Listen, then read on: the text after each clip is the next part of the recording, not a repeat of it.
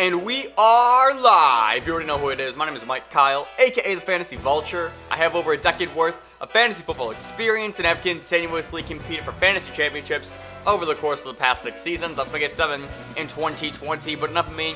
I'm here for you on today's episode of the FB Show. We're going to continue with our Week 4 game recaps, breaking down every single Week 4 matchup, all through the lens of fantasy football. Up next, the Los Angeles Chargers versus the Tampa Bay Buccaneers. So if you're excited for this game recap, be sure to hit that like button down below like an open receiver downfield.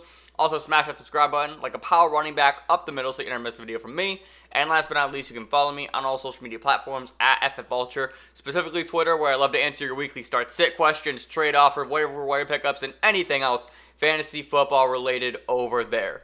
But let's dive right in, shall we, between the Chargers and the Buccaneers, the content you guys came here to see, and let's move over to the box score, shall we? The Buccaneers came back in this game and they defeated the Chargers by a final score of 38-31. The Bucs moved to 3-1 and the Chargers fall to 1-3. But the rookie quarterback out of Oregon, Justin Herbert, getting his third straight start, balled out yet again. 25 attempts, 20 completions, 290 passing yards, 3 touchdowns, and 1 interception. Herbert looks spectacular for the third straight week, just unfortunately can't seem to get a W.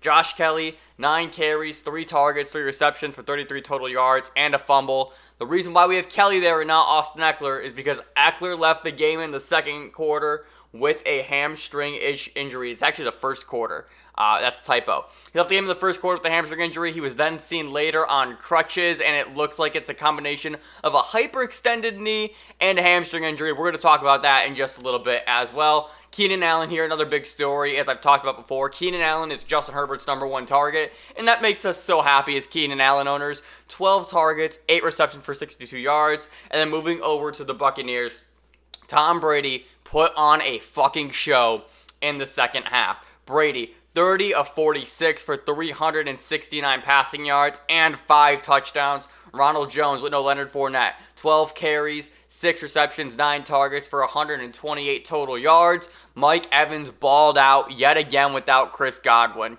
7 receptions, 8 targets, 122 yards, and a touchdown. Scotty Miller, I talked about it in the Week 4 preview. With Scotty Miller, you never know what you're gonna get, and it paid off for you this week.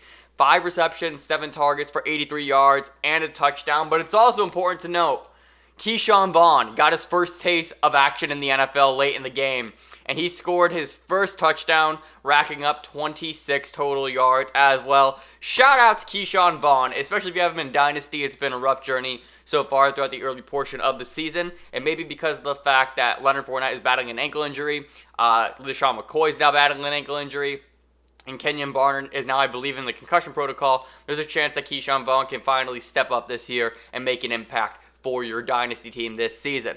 But let's talk about this game. We got a lot of things to go through here, and we're going to start off with the Chargers, who actually led this game at one point, 24-7. And again, Tom Brady just took off in the second half. What can you do? But again, I want to go back to Justin Herbert because this feels so obvious now, right? This is now 3 straight weeks where Justin Herbert has looked spectacular. Obviously, there are going to be a few rookie mistakes in there, but by and large, I feel like Justin Herbert's played better than all of us have expected him to be. Just going through the stats here, just one more time, we just talked about Joe Burrow in the Cincinnati recap, saying he was the first rookie to ever throw for 3 straight games at 300 passing yards. And Justin Herbert was 10 passing yards shy of doing that in the same time frame as him, right? So Herbert has been spectacular. He's targeting the right players, with Keenan Allen and Austin Ekeler before the injury. There was no Mike Williams in this game. He was out with an injury as well. But just Justin Herbert, there's no plausible reason for this team to go to Tyrod Taylor. It doesn't make sense. Herbert has played so well, and the only thing that people are going to say is the knock against him is that they haven't gotten a win, right? They were crushing Tampa to start this game, and then was it the offense that let up? Was it the defense that let up? At the end of the day, Brady's the one that came back, so this has to fall on the defense, right? I guess you can blame the offense for not keeping their foot on the gas, but on the same notion, like, they are literally throwing to guys who you and I have never even heard of. Like, Jalen Guyton caught a touchdown, a 72-yard touchdown.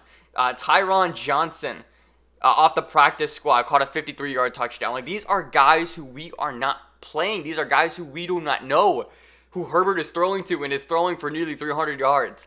It's unbelievable, the production that he's been able to produce for these first 3 weeks, being thrown into the fire in that game versus Kansas City, and now where we're at right now, where he's literally throwing to no names, and they're dominating the Buccaneers through the first 3 quarters of this game.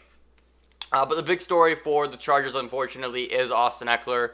Again, suffered. It appeared to be a hyperextension of the knee, and then also a hamstring injury as well. It was a disaster of a play.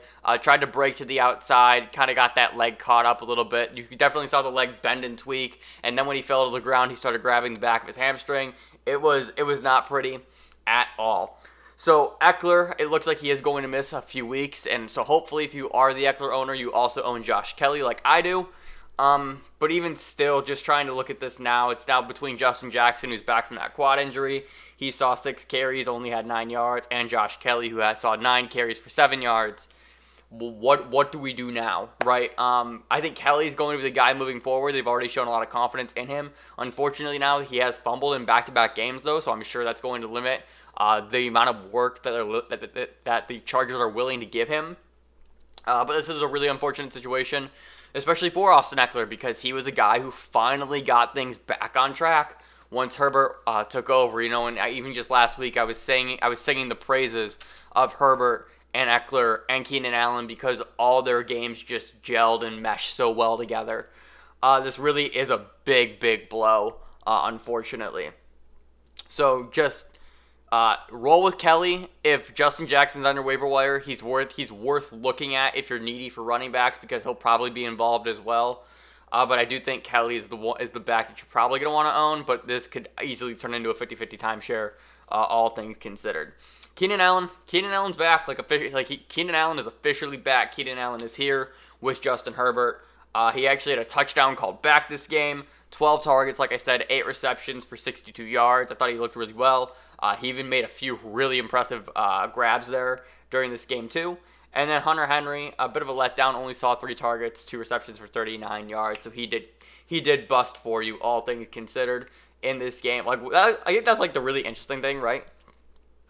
There were 3 touchdowns in this game, and they went to nobody. They went to no one. Like Donald Parham. Donald, I don't know who this dude is. Tight end, he saw 2% of snaps this week, 1 catch, 1 target, and like I said, the 2 names that I already mentioned, these were literally just guys off the practice squad, essentially, who scored for the Chargers, and I think that's so wild, right? But let's not talk about the Buccaneers, because we actually have a lot to talk about in this game from their side as well. We saw a vintage Tom Brady performance. I would call it like it was. That comeback was spectacular. Just multiple drives in the second half down the field, leading them to score after score after score. Not only that, but there was also a distribution to literally everybody, which I thought was kind of interesting as well. It wasn't just one guy. So Mike Evans scored a touchdown, Scotty Miller scored a touchdown, O.J. Howard scored a touchdown. You should actually note about him. O.J. Howard ruptured his Achilles in this game, and he's likely going to be done for the season. I mean, it's not likely, he is going to be done for the season, if that is the confirmed diagnosis. And then Cameron Brate scored a touchdown, and Keshawn Vaughn also got in the end zone as well. We'll talk about him in just a moment. So Brady, vintage Brady game, put up 33 fantasy points for you, so shout out to you if you started Tom Brady this week. I want to talk about Ronald Jones real quick. This was a really important game for Jones with Leonard Fournette being out, just because we've seen that Bruce Arians has been flip-flopping between the two. And I felt like if Ronald Jones could play well in this game, then he could easily cement himself as the guy moving forward. So he saw 20 carries, 111 rushing yards, which obviously that's a great number, and 6 of 9 receptions. That's also very great for 17 yards. But the main issue with Jones is when those drops came. They were drops that came as the Bucs were leading their comeback, and obviously if you're trailing from behind, you can't afford those. And so there was a point in this game in the fourth quarter where Ronald Jones was pulled and Keshawn Vaughn was put in, their rookie out of Vanderbilt, the 3rd-round draft pick, And Vaughn, who has not played a snap this season, finally got his time to shine, and he looked actually really, really solid. Only 3 carries for 4 yards, but he had 3 targets, hauled in 2 of them for 22 yards and a great touchdown. In that touchdown, he made one defender miss, then drove the other back into the end zone for the score. So, as somebody who owns Keshawn Vaughn in Dynasty, this was a really great game for me to see. It's been a bit frustrating owning Keshawn Vaughn and just seeing how things have progressed so far throughout the offseason and then, entering this season just in general, where they draft Keshawn Vaughn and the hype for Vaughn immediately once they drafted him went through the roof, even though Ronald Jones was still there. I feel like a lot of people overhyped Keshawn Vaughn, and admittedly, I've even talked about this in my Dynasty preview, my rookie show this offseason. I admittedly wasn't high on Vaughn, and the only reason why I drafted him in Dynasty was just kind of he just fell to me in a spot where I felt comfortable taking him. So I felt like initially the projection for Vaughn was too high, and then it settled a little bit, and then they signed Leonard Fournette, and then they signed LeSean McCoy. I'm sorry, they signed LeSean McCoy, and then they brought in Leonard Fournette, and then all of a sudden Keshawn Vaughn was dead. And what I thought was actually really interesting was last week, Bruce Arians was on record of telling Keshawn Vaughn, like, be patient, your time is coming. And then the next game, Keshawn Vaughn was a healthy scratch, and I was like, what the fuck's going on here? I even tweeted about it. And so to finally see him get this opportunity a week later, come in and be productive and actually, just getting work from Brady in the pass game, I think that's going to be very, very valuable moving forward. I don't know if it's going to, I don't anticipate it to become a season-long value per se, but even just kind of laying the breadcrumbs down for what the future could hold for Vaughn, I'm really excited about that moving forward. Mike Evans had a Mike Evans game. Shout out to him. 7 receptions, 8 targets, 122 and a score. He actually left the game early in the first quarter. It looked like he hit his knee, or they ruled it an ankle injury. I definitely thought it was like a lower leg injury to where his leg just buckled and bent backwards in a really bizarre way. He went off to the locker room, came back, he's good to go. Scotty Miller, as I talked about in the in the Week 4 preview live stream. The thing with Scotty Miller is you never really know what version of Scotty Miller you're going to get. Are you going to get the version that we saw today, which was 83 yards and a touchdown, or are you going to get 2 for 16 yards? And it just so happened if you rolled the dice today, you won. I don't know how confident I am making that bet over and over, but if you won, if you were able to play this one right and you got those points, shout out to you because you went back to the well when I think a lot of people were scared off after the dud week that he put up just a few weeks ago. Let's see here. Anything else that I want to bring up? Cameron Brate scored a touchdown, but it was 1 reception, 1 target for 3 yards, and that score just happened to be there. Rob Gronkowski's dead. You can drop him. Honestly, I think that's kind of it. I really do.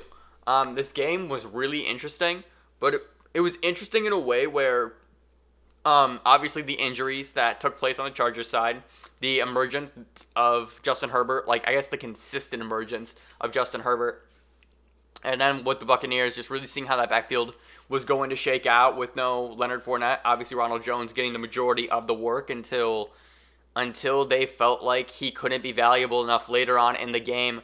And they're driving, and they just needed a guy, right? And to see Keshawn Vaughn, again, step up in a game like this, in a comeback, and being able to just be productive in a way where, this is your first glimpse of NFL action, right? Keshawn Vaughn was on the COVID list to start the season. Obviously, this was a crazy offseason for all the rookies and guys changing teams. And then he gets put in depth chart hell.